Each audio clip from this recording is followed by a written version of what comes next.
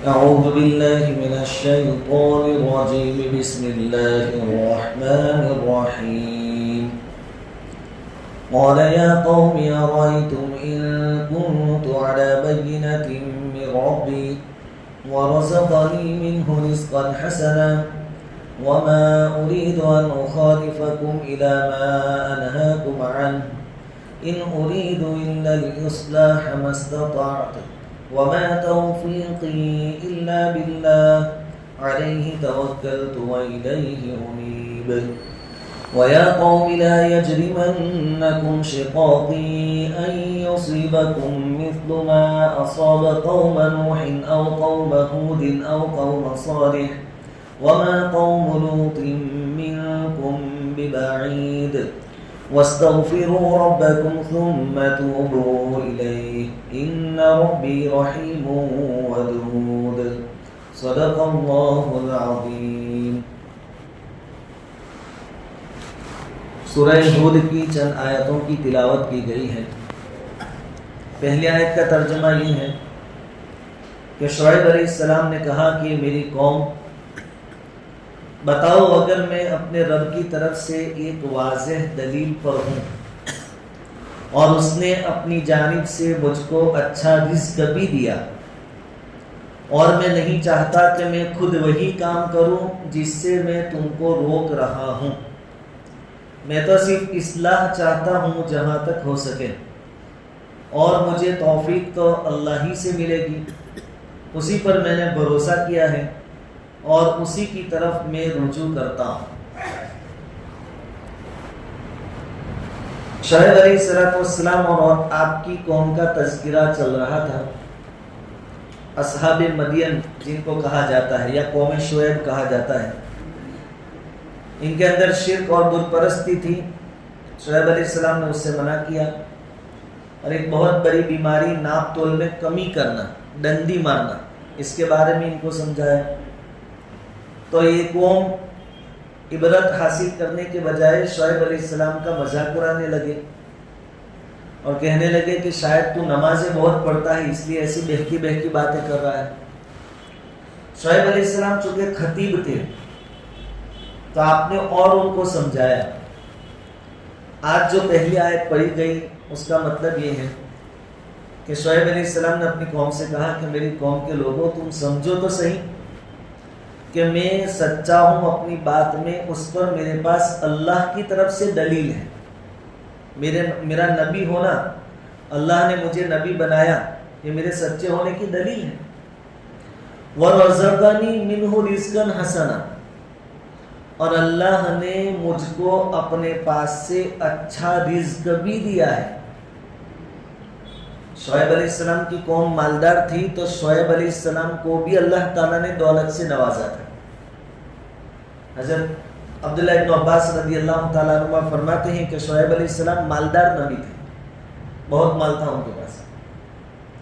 عام طور پر نبی اور اللہ والے جو ہوتے ہیں وہ غریب ہوتے ہیں، لیکن کبھی کبھی اللہ تعالیٰ ان کو بہت نواز بھی دیتے ہیں تاکہ کوئی یہ نہ سمجھے کہ اللہ تعالیٰ مال نہیں دے سکتا ہے. سلیمان علیہ السلام کو اللہ تعالیٰ نے بے مثال سلطنت عطا فرمائی تو شعیب علیہ السلام کو اللہ تعالیٰ نے مال دیا تھا. ایک اور تفسیر مفسرین نے یہ فرمائی ہے کہ وَرَزَقَنِي مِنْهُ رِزْقًا حَسَنًا سے مراد یہ ہے کہ اللہ نے مجھ کو روحانی دولت عطا فرمائی، یعنی نبوت عطا فرمائی، اپنی معرفت اور پہچان عطا فرمائی. اس لیے میں جو کچھ تم کو نصیحت کرتا ہوں اور سمجھاتا ہوں اس سے میری تم سے دنیاوی کوئی غرض وابستہ نہیں ہے، میں تم سے کچھ نہیں چاہتا ہوں. وَمَا أُرِيدُ أَنْ أُخَالِفَكُمْ إِلَى مَا أَنْهَاكُمْ عَنْهُ، اور میں نہیں چاہتا کہ میں خود وہی کام کروں جس سے میں تم کو روک رہا ہوں. یعنی میں خود تم کو ناپ تول میں کمی سے منع کروں، بت پرستی سے منع کروں اور میں خود وہ کام کرنے لگ جاؤں، ایسا نہیں ہے. جن سے میں روکتا ہوں میں خود پہلے ان چیزوں سے بچتا ہوں، پھر میں تم کو دعوت دے رہا ہوں. مفتی شفیع صاحب نے لکھا ہے کہ واعظ ہو، مقرر ہو، مبلغ ہو، کوئی بھی ہو، وہ اگر چاہے کہ میرے واعظ میں، میرے بیان میں، میری تقریر میں اثر ہو، لوگ اثر لے تو اس کو پہلے خود ان چیزوں پر عمل کرنا چاہیے. جیسے کہ یہاں شعیب علیہ السلام نے کہا کہ میں تم کو جن چیزوں سے روکتا ہوں میں خود ان چیزوں سے بچا ہوا ہوں، ورنہ صرف میری تقریر کرنے سے، واعظ کرنے سے، بیان کرنے سے، دعوت دینے سے وہ فائدہ اور اثر نہیں ہوگا جو یہ سب کام کرنے کے بعد دعوت دینے سے فائدہ ہوتا ہے. نبی کریم صلی اللہ علیہ وسلم نے نمازوں کی فضیلتیں بتائی تو خود حضور نے کتنی نمازیں پڑھی، رات بھر نماز، دن میں کئی نوافل. پھر حضور نے دعوت دی. حضور صلی اللہ علیہ وسلم نے روزوں کی ترغیب دی کہ رمضان کے فرض روزے تو ہے ہی ہیں، نفلی روزوں کی بھی ترغیب دی حضور، اس کی فضیلتیں بیان فرمائیں. لیکن خود حضور صلی اللہ علیہ وسلم نے کتنے روزے رکھے. رمضان کے اگلا جو مہینہ ہے شعبان، ان میں تو عائشہ رضی اللہ تعالیٰ عنہ فرماتی ہیں کہ سوائے چند دنوں کے پورا مہینہ حضور روزہ رکھتے تھے. اس کے بعد ذو الحجہ کا مہینہ آئے گا، حج کا موسم، اس میں شروع کے 9 دنوں کے روزے حضور رکھتے تھے. محرم میں 10، 11 یا 9، 10 یہ روزہ رکھنا ہے. اسی طرح ہر مہینے کے 3 دن کے روزے، ایام 20 جن کو کہا جاتا ہے، 13، 14 اور 15 تاریخ اسلامی. تو جو جس کام کا حضور لوگوں کو حکم دیتے تھے وہ کام پہلے خود کرتے تھے. جہاد کی فضیلت بتائی تو حضور بھی بختر باندھ کر تلوار لے کر میدان میں اترے ہیں. اب آج کل مسئلہ کیا ہے کہ بیانات اور واعظ اور یہ درس میں سب ہو رہا ہے، لیکن اس کا فائدہ نہ ہونے کی ایک وجہ یہ بھی ہے کہ کام کرنے والوں کی زندگیوں میں وہ چیزیں نہیں ہیں. اس لیے کوئی آدمی چاہے کہ ہماری باتوں میں وزن ہو تو پہلے اس کو خود ان چیزوں پر عمل کرنے والا بننا پڑے گا، اس کے بعد ان کی باتوں کے اندر اثر ہوگا. نہیں تو بات کچھ اور ہوگی اور معاملہ کچھ اور ہوگا. تو دنیا کو اللہ تعالیٰ نے آنکھیں دی ہے، لوگ چاہے سامنے نہ بولیں گے، پیٹھ پیچھے تو باتیں ہوگی کہ بھائی یہاں ممبر پر بیٹھ کر بہت بڑی پھینکتا ہے لیکن اس کے گھر میں ایسا ہے، اس کا معاملہ ایسا ہے، ایسی باتیں ہوگی. پھر اس لیے مفتی شفیع صاحب فرماتے ہیں کہ اس آیت کی روشنی میں جیسے کہ حضرت شعیب علیہ السلام نے کہا کہ میرا مقصد صرف تمہاری مخالفت کرنا نہیں ہے، میں خود ان چیزوں سے بچتا ہوں، پھر ان چیزوں کی آپ کو دعوت دیتا ہوں. ان اريد الا الاصلاح ما استطعت، میں تو صرف اصلاح چاہتا ہوں جہاں تک ہو سکے. میرا تو ایک ہی مشن ہے کہ بھائی زیادہ سے زیادہ لوگوں کو ہدایت مل جاوے اور ہمیشہ کے عذاب سے لوگ بچ جاوے. تو میرا مشن، میری محنت، اس پر میں کیا چاہتا ہوں؟ لوگوں کی اصلاح. تو دائی، مبلغ، مقرر، واعظ، ہر ایک کی نیت قوم کی اصلاح ہونی چاہیے کہ بھائی ہم یہ سب کیوں کر رہے ہیں؟ اپنے فالوورز بڑھانے کے لیے نہیں کر رہے ہیں، اپنی شہرت ہو، سب جگہ ہم چھائے ہوئے ہوں ایسا نظر آئے اس لیے ہم کام نہیں کر رہے. ہماری نیت صرف اور صرف لوگوں کی اصلاح. اس لیے کبھی کبھی بعض لوگ یوں بھی کہتے ہیں کہ مولوی صاحب کتنا بھی سمجھاؤ یہ کون سمجھنے والی نہیں ہے. لیکن پھر مولوی صاحب جواب دیں گے کہ بھائی کوئی سمجھے کہ نہ سمجھے، ہمارا کام سمجھانا ہے. نہیں سمجھتی ہے ان کا مسئلہ ہے، ہماری نیت تو اصلاح ہے. تو ہمارے بس میں جتنا ہے ہم کرتے رہیں گے، باقی کا کام وہ جانے اور اللہ رب العزت کے حوالے کر دیں گے. تو شعیب علیہ السلام نے فرمایا کہ مجھے تمہارا کوئی مال و دولت بھی نہیں چاہیے، اللہ نے مجھے بھی دیا ہے، میں تو صرف تمہاری اصلاح چاہتا ہوں جہاں تک مجھ سے ہو سکے. اور یہ جو کام میں کر رہا ہوں اصلاح کا، یہ بھی کوئی اپنے میرا کوئی کمال نہیں ہے. وما توفیقی الا باللہ، میرا کوئی کمال، اور مجھے توفیق تو اللہ ہی سے ملے گی. میں جو دعوت کا کام کر رہا ہوں اس میں میرا ذاتی کوئی کمال نہیں ہے. اس لیے اللہ تعالیٰ ہم سے کچھ چھوٹا موٹا کام لے لے، اس پر اللہ کا شکر ادا کرے. اپنی بڑائی یہ نہ ظاہر کرے لوگوں کے ساتھ، بھائی جو کچھ بھی ہم کر رہے ہیں اللہ کی توفیق سے کر رہے ہیں. علیہ توکلت، اللہ ہی پر میں نے بھروسہ کیا ہے. وَإِلَيْهِ أُنِيبُ، اور اسی کی طرف میں رجوع کرتا ہوں. جب شعیب علیہ السلام مسلسل دعوت دیتے رہے تو قوم جو تھی وہ آپ سے ذاتی دشمنی پر اتر آئی. شعیب علیہ السلام سے دشمنی کر لی. تو شعیب علیہ السلام نے ان کو یہ بھی سمجھایا وَيَا قَوْمِ لَا يَجْرِمَنَّكُمْ شِقَاقِي أَن يُصِيبَكُمْ مِثْلُ مَا أَصَابَ قَوْمَ نُوحٍ أَوْ قَوْمَ هُودٍ أَوْ قَوْمَ صَالِحٍ وَمَا قَوْمُ لُوطٍ مِّنكُمْ بِبَعِيدٍ، اور اے میری قوم ایسا نہ ہو کہ میری ضد کر کے تم پر وہ آفت آ پڑے، وہ عذاب آ جائے جو قوم نوح اور قوم صالح قوم ہود پر آیا تھا، اور لوط کی قوم تو تم سے دور بھی نہیں ہے۔ یعنی میں پیغمبر ہوں لیکن تم دشمنی پر اتر آئے ہو، اپنی ضد پر اڑے ہوئے ہو، تو میری ضد کی وجہ سے کہیں وہ عذاب نہ آ جائے آپ کی ضد کی وجہ سے اور میری مخالفت کی وجہ سے، جو قوم نوح پر آیا تھا، قوم صالح پر آیا تھا، قوم ہود پر آیا تھا، اور وما قوم لوط منکم ببعید، اور قوم لوط تو کچھ دور بھی نہیں، یعنی زمانہ بھی ابھی گزرا، ان سے پہلے ہی قوم لوط تھی، تو ابھی وہ تو ہلاک ہوئی، اور جگہ کے اعتبار سے بھی وہ دور نہیں تھے۔ یہ جہاں اصحاب مدین قوم شعیب آباد تھی وہاں بہت قریب وہاں سے قوم لوط رہتی تھی پہلے، تو کہا کہ جگہ کے حساب سے بھی وہ قریب ہے اور زمانے کے حساب سے بھی قریب ہے، ابھی ان کا برا انجام ہوا۔ کیوں؟ اللہ کے نبی کی دشمنی کی وجہ سے، انہوں نے لوط علیہ السلام سے دشمنی رکھی، اللہ سے دین سے دشمنی رکھی، تو ان پر عذاب آیا۔ تو کہیں ایسا نہ ہو کہ میری مخالفت اور دشمنی کی بنا پر تم پر بھی وہ والا عذاب آ جائے، اس لیے میری مخالفت سے بچنا۔ اس لیے علماء کرام فرماتے ہیں کہ کوئی اللہ والا ہو، کوئی بڑا آدمی ہو جس کو ہم ولی کہتے ہیں، ولی اللہ، اللہ کا ولی، اس سے کبھی آدمی کو ذاتی دشمنی نہیں رکھنی چاہیے۔ اختلاف رائے ہو سکتا ہے، کسی معاملے میں دونوں کی رائے الگ الگ ہو سکتی ہے، لیکن مخالفت کہ نہیں تمہاری بات غلط ہے، میں جو کہہ رہا ہوں وہی صحیح ہے، اور پھر اس کی دشمنی پر اتر آنا، یہ بڑی خطرناک چیز ہے۔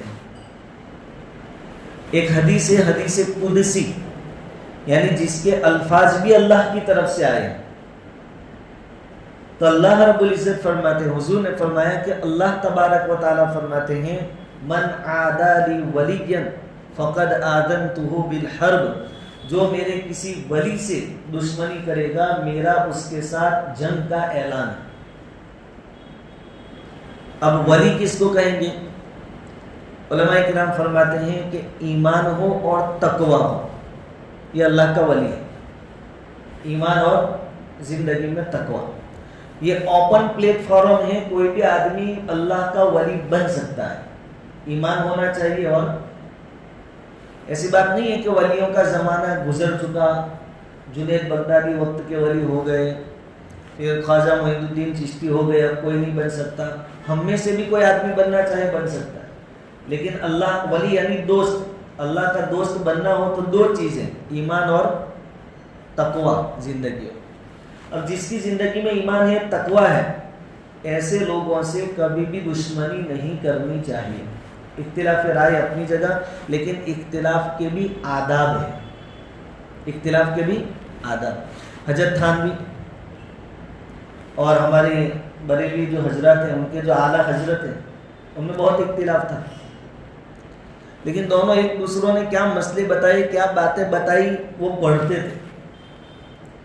حضرت تھانوی رحمۃ اللہ علیہ نے تقریباً انہی کا واقعہ ہے کہ اپنے کسی شاگرد سے کہا کہ دیکھو بھائی کیا کہہ رہے ہیں ان کے اعلیٰ حضرت، تو جو پڑھنے والا طالب علم تھا، چونکہ وہ تو مخالف ہے، تو شروع میں مولانا کا لفظ نہیں بولے، اعلیٰ حضرت کا لفظ نہیں بولے، ڈائریکٹ ان کے نام سے فائرنگ کی کہ انہوں نے ایسا ایسا لکھا ہے۔ تو حضرت تھانوی ناراض ہو گئے، ارے وہ عالم ہے بھائی، چاہے ہمارا ان کے ساتھ اختلاف ہے، حالانکہ ان کے تو عقیدے خطرناک، لیکن ادب اپنی جگہ۔ تو اختلاف کے آداب بیان کیے ہیں علماء، اس کے بارے میں کتابیں لکھی ہے، شیخ زکریا رحمۃ اللہ علیہ نے بھی لکھی ہے کہ اختلاف کیسے کیا جائے، کوئی بھی معاملہ ہو اس کے اندر۔ تو اللہ رب العزت فرماتے ہیں حدیث قدسی میں کہ اگر کوئی میرے ولی سے، میرے دوست سے دشمنی کرے گا تو میری طرف سے اس کے لیے جنگ کا اعلان ہے۔ ایسے لوگوں کی دنیا آخرت پھر خراب ہو جاتی ہے۔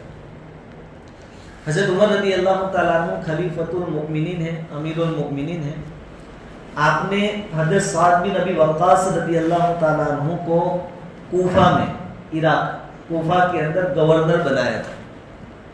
سعد بن ابی وقاص رضی اللہ تعالیٰ عنہ وہاں لوگوں کی امامت کرتے تھے اور وہاں امیر تھے، تو لشکر وغیرہ روانہ کرنا یہ بھی آپ کی ذمہ داری تھی، لوگوں کے درمیان فیصلے کرنا یہ بھی آپ کی ذمہ داری تھی۔ تو وہاں سے کچھ لوگوں نے حضرت عمر رضی اللہ تعالیٰ عنہ کو خط لکھا کہ سعد بن ابی وقاص اپنی ذمہ داریاں برابر پوری نہیں کر رہے ہیں، کچھ دشمنی کی وجہ سے، پرائیویٹ دشمنی کی وجہ سے۔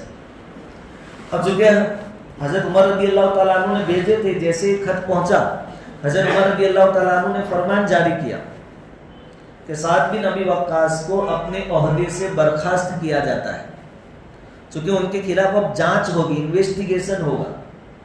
اگر یہ اپنے عہدے پر بنے رہیں تو پھر ان کے پاس تو پاور ہوگا، تو پھر جانچ کرنے والے ادھیکاری جانچ کیسے کریں گے؟ آج کے دور میں بھی کسی سی ایم کے سامنے کوئی فریاد ہوتی ہے تو پہلا مطالبہ ویروध پکش کیا کرتا ہے کہ بھائی یہ استعفیٰ دے دے، راجی نامہ دے، اس کے بعد جانچ ہو۔ اگر یہ مکھیہ منتری پد پر بنا رہے گا تو پھر وہ جو ادھیکاری ہے وہ تو ان کے ہاتھ نیچے آئیں گے، وہ کیا جانچ کریں گے اور کیا سوال کریں گے؟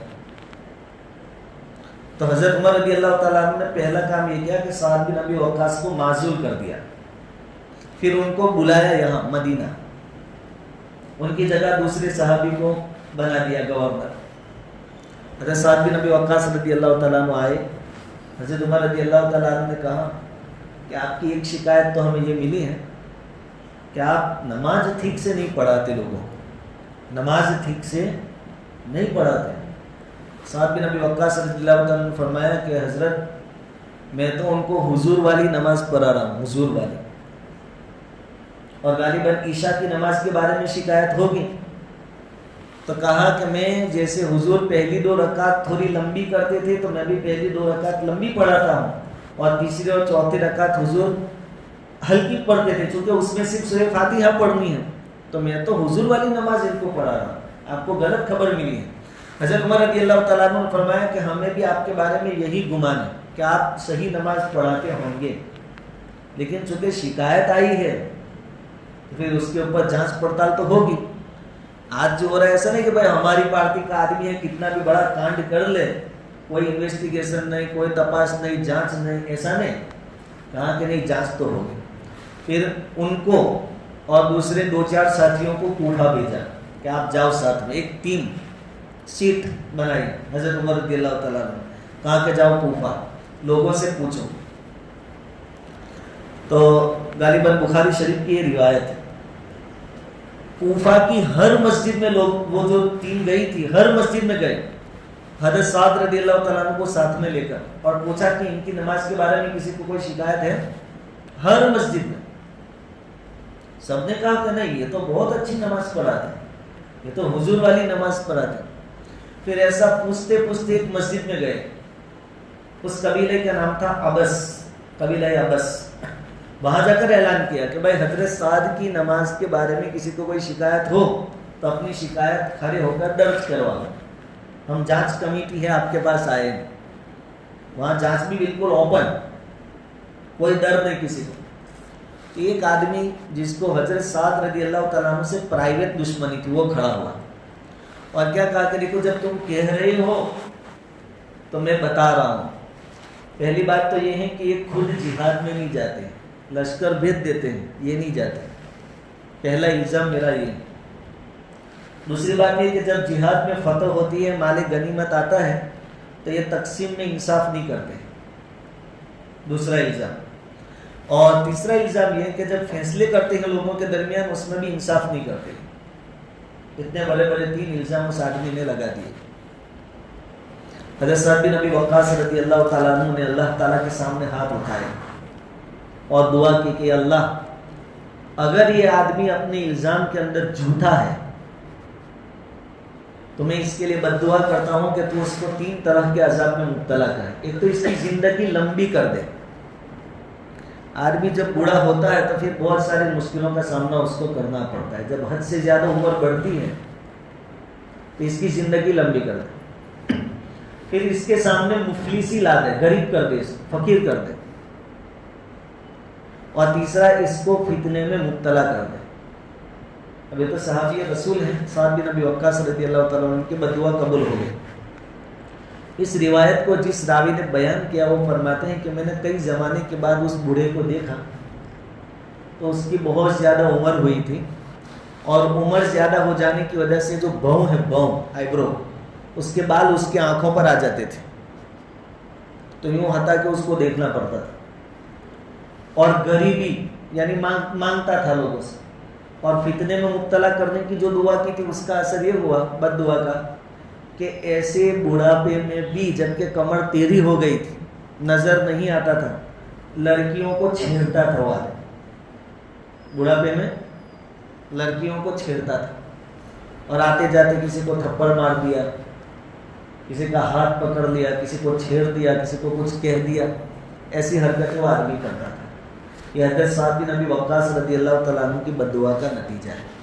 اس لیے جو اللہ کا ولی ہو، دوست ہو، اللہ والا آدمی ہو، اس سے کبھی بھی ذاتی دشمنی نہیں کرنی چاہیے۔ رائے کا اختلاف ہو تو پورے ادب و احترام کے ساتھ، اور وہ اختلاف رائے تک رہنا چاہیے، ذات تک، خاندان تک، گھر تک نہیں پہنچنا چاہیے۔ ایک اور روایت بخاری شریف کی، حضرت عبداللہ بن مسعود رضی اللہ تعالیٰ عنہ فرماتے ہیں کہ ایک مرتبہ نبی کریم صلی اللہ علیہ وسلم ہجرت سے پہلے کا واقعہ ہے، کعبہ کے قریب تشریف لائے اور آپ نماز پڑھنے لگے، تو قریش کا جو بدماش ٹولہ تھا وہ وہاں بیٹھا ہوا تھا، ابو جہل بھی تھا، عتبہ بن ربیعہ، شیبہ بن ربیعہ، عقبہ بن ابی معیط، وہ سب بڑے بڑے جو شر پسند لوگ تھے وہاں بیٹھے ہوئے تھے۔ اس میں سے ایک آدمی ایسا بولا کہ تم میں سے کون ہے جو فلاں قبیلے میں آج جو اونٹنی ذبح کی گئی ہے اس کا خون، اس کا گوبر اور اس کی بچہ دانی یعنی ہوزری سمجھ لو، اس کو اٹھا کر لاوے اور یہاں آ کر انتظار کرے، جب وہ آدمی سجدے میں جاوے تو یہ ساری گندگی اس کی پیٹھ کے اوپر رکھ دے۔ تو ایک آدمی دوڑتا ہوا گیا، یہ ساری گندگی اٹھا کر لایا، حضور صلی اللہ علیہ وسلم سجدے میں تھے، ساری گندگی آپ کے اوپر رکھ دی۔ اب اس کا بوجھ بھی بہت تھا، حضور صلی اللہ علیہ وسلم اٹھ نہیں پائے۔ یہ خبر گردش کرنے لگی، حضور سجدے میں ہیں، کسی نے جا کر حضرت فاطمہ رضی اللہ تعالیٰ عنہ کو اس کی خبر کر دی۔ حضرت فاطمہ رضی اللہ تعالیٰ عنہ دوڑے ہوئے آئی اور ساری گندگی ہٹائی، اور قریش کو بہت برا بھلا کہا، سب جو بیٹھے تھے ان کو۔ حضور صلی اللہ علیہ وسلم نے نماز سے فارغ ہونے کے بعد ہاتھ اٹھائے اور بد دعا کی، اللہم علیک بالقریش، اللہم علیک بالقریش، یا اللہ قریش کو پکڑ، قریش کو پکڑ لیں۔ اور یہ تو قریش سب کے لیے، اور یہ جو 7 بدماش تھے ان کے نام لے لے کر دعا کی، بد دعا فرمائے، اللہم علیک بعمر ابن ہشام، عمر ابن ہشام یعنی ابو جہل، اللہ اس کو پکڑ عذاب سے۔ پھر وہ جو عتبہ، شیبہ، سب کے نام لے کر 7 آدمیوں بد دعا کی۔ حضرت عبداللہ بن مسعود رضی اللہ تعالیٰ عنہ فرماتے ہیں کہ میں نے اپنی آنکھوں سے دیکھا جب غزوہ بدر ہوا کہ سارے حرامی اور بدماش لوگ مارے گئے۔ اچھا، جب مارے گئے اس کے بعد ان کو کھینچ کر لایا گیا، اور وہ جو کنواں تھا بدر کے میدان میں آج بھی ہے، کنواں تو اب بچا نہیں ہے، پتھروں سے اس کو بھر دیا لوگوں نے، اس کے اندر ان کو ڈالا گیا، انتہائی بدبودار کنواں تھا وہ۔ اور پھر حضور نے فرمایا کہ اس کنویں والے پر ہمیشہ اللہ کی لعنت رہے گی۔ تو چونکہ انہوں نے حضور سے دشمنی کی تو ان کا انجام یہ ہوا۔ محمد ابن سیرین رحمۃ اللہ علیہ وہ یوں فرماتے ہیں کہ میں ایک مرتبہ کعبہ کا طواف کر رہا تھا، میں نے ایک آدمی کو دیکھا کہ وہ دعا کر رہا تھا کہ اللہ مجھے بخش دے، مجھے بخش دے، مجھے معاف کر دے، اور پھر ساتھ میں بول رہا تھا کہ مجھے نہیں لگتا کہ تو مجھے معاف کرے۔ ایک تو دعا کر رہا ہے طواف کرتے کرتے کہ اللہ معاف کر دے، اور ساتھ میں وہ کہہ رہا تھا کہ مجھے نہیں لگتا کہ تو مجھے معاف کرے۔ تو ابن سیرین رحمۃ اللہ علیہ نے کہا کہ اللہ کے بندے تو کیا بول رہا ہے، مانگ بھی رہا ہے اور اللہ سے ایسی امید کہ اللہ معاف نہیں کرے گا۔ تو اس آدمی نے کہا کہ بات دراصل یہ ہے کہ جب حضرت عثمان غنی رضی اللہ تعالیٰ عنہ کو لوگوں نے شہید کر دیا تو میں بھی حضرت عثمان کے دشمنوں میں سے تھا، اور میں نے یہ عہد کیا تھا، زبان دی تھی کہ جب بھی موقع ملے گا حضرت عثمان کو میں تھپڑ ماروں گا، تھپڑ۔ اب جب حضرت عثمان کو شہید کر دیا گیا، لوگ ایک ایک دو دو کر کے گھر میں جاتے اور جنازے کی نماز پڑھ رہے تھے، تو میں بھی گیا۔ اب چونکہ باقی جو لوگ بیٹھے تھے وہ یہ سمجھے کہ بھائی یہ بھی نماز پڑھے گا، چہرہ دیکھے گا اور چلا جائے گا، میں گیا, میں نے موقع کو غنیمت سمجھا, کوئی دیکھنے والا تھا نہیں, تو چہرے سے کپڑا ہٹایا اور میں نے ایک تھپڑ مارا. دشمنی کی بھی انتہا. حضرت عثمان نبی کریم صلی اللہ علیہ وسلم کے داماد جن نورین شہید ہو گئے, تو بھی اس آدمی نے تھپڑ مارا. تو کہا کہ اتفاق سے حضرت عثمان کی بیوی نے دیکھ لیا. حضرت عثمان نے اور بھی شادیاں کی ہے بعد میں, تو اس بیوی نے مجھے اس وقت بد دعا دی کہ اللہ تیرا ہاتھ شل کر دے, یعنی لکوا کی بیماری آتے ہیں تو تیرے ہاتھ پر لکوا آ جائے. تو پھر ابن سیرین کہتے کہ میں نے اس کا ہاتھ دیکھا تو بالکل لکڑی جیسا ہو گیا تھا. لکڑی جو آتے ہیں نا, پکی لکڑی, ہاتھ ایسا سوکھ گیا تھا. اور دوسری بد دعا دی تھی کہ اللہ تجھے جہنم میں جلائے. تو آدمی کہہ رہا تھا کہ ایک بد دعا تو قبول ہو گئی, اب مجھے اصل خوف دوسری کا ہے کہ اس سے میں بچ جاؤں تو اچھا ہے, اور لگتا نہیں کہ میں اس سے بچ سکوں. اس لیے علماء فرماتے ہیں کہ کوئی بھی اللہ والا ہو, دیندار آدمی ہو, اس سے فوگٹ کی دشمنی نہیں رکھنی. اختلاف ہو صلح صفائی کر لیں, معاملات صاف کر لیں. کسی کے مسئلے فتوے آپ کو نہیں چلتے ہیں تو دوسری جگہ پوچھ لیں. کسی کے پیچھے نماز آپ کو نہیں پسند آتی تو دوسری جگہ جا کے پڑھ لیں. مسجدیں بہت ہیں, اللہ کی زمین بہت وسیع اور کشادہ ہے, لیکن کسی کی دشمنی پر اتر آنا یہ بالکل مناسب نہیں ہے. پھر آدمی سوچتا رہتا ہے کہ ابا کا کاروبار بہت اچھا تھا, ہم بھی بہت اچھے حال میں تھے, اچانک کاروبار بھی سب ٹھپ ہو گیا, اولاد بھی ایکسیڈنٹ میں مر گئی, یہ ہوا وہ ہوا. لیکن آدمی سوچتا نہیں ہے کہ یہ اصل وہ دشمنی ہم کو آگے آ رہی ہے ہمارے, یہ اللہ کی پکڑ ہے. ایسا ہوتا ہے. اس لیے اپنے آپ کو اللہ والوں کی دشمنیوں سے بچائیں. ولی کی ڈیفینیشن میں نے آپ کو بتا دی کہ ولی کس کو کہیں گے, اللہ کا ایمان اور تقوی, یہ دو چیزیں ہیں تو وہ آدمی اللہ کا ولی ہے. تو شعیب علیہ السلام نے ان کو سمجھایا کہ میری پرسنل دشمنی کہیں تم کو یہاں تک نہ پہنچا دے کہ پھر نوح علیہ السلام کی قوم پر جو عذاب آیا, اور ہود علیہ السلام کی قوم پر آیا, صالح علیہ السلام کی قوم پر آیا, اور لوط کی قوم تو ابھی گزری ہے, تو تم پر بھی کہیں ایسا عذاب نہ آئے. وَاسْتَغْفِرُوا رَبَّكُمْ ثُمَّ تُوبُوا إِلَيْهِ, اور اپنے رب سے معافی مانگو پھر اس کی طرف پلٹ آؤ. اب تک تم نے جو شرک کیا, کفر کیا, درختوں کی پوجا کی, اور اسی طرح ناپتول میں ڈنڈی ماری, کمی بیشی کی, لوگوں کے حقوق تم نے چھینے, تو تم توبہ کرو, استغفار کرو. ان ربی رحیم ودود, بے شک میرا رب مہربان ہے, محبت والا ہے. دیکھو اتنی نافرمانیوں کے باوجود نبی امت کو امید ہی دلا رہے ہیں. نبی امت کو ان ربی رحیم, میرا رب بہت زیادہ رحم کرنے والا ہے, ودود, اپنی مخلوق سے محبت کرنے والا. اس لیے ہم بھی کسی پر پہلے سے ٹھپا نہ لگا دیں, سکہ نہ لگا دیں. سب جہنمی لوگ ہیں, ان کی پوری زندگی ایسی گزری. جنت ہم نے بنائی نہیں, اور جنت میں کبھی تنگی ہونے والی. اس لیے لوگوں کو کیا کریں, امیدیں دلائیں. بھائی چاہے آدمی کتنا بڑا گنہگار ہو, لیکن اللہ تعالیٰ خود فرماتے ہیں, اور حضور نے دعا سکھلائی ہے کہ اے اللہ آپ کی رحمت میرے گناہوں سے زیادہ وسیع ہے. اللہ فرماتے ہیں کہ زمین سے آسمان تک بیچ میں جتنی جگہ خالی ہے اتنے گناہ لے کر آؤ, مجھے اس کی ذرا برابر پرواہ نہیں, میں معاف کر دوں گا. صرف شرک لے کے مت آنا. آدمی کتنا بھی بڑا گنہگار ہو, ہم ہمیشہ ان کو امید دلائیں. خیر باقی کا واقعہ انشاءاللہ آئندہ کل سنیں. درود شریف پڑھیں.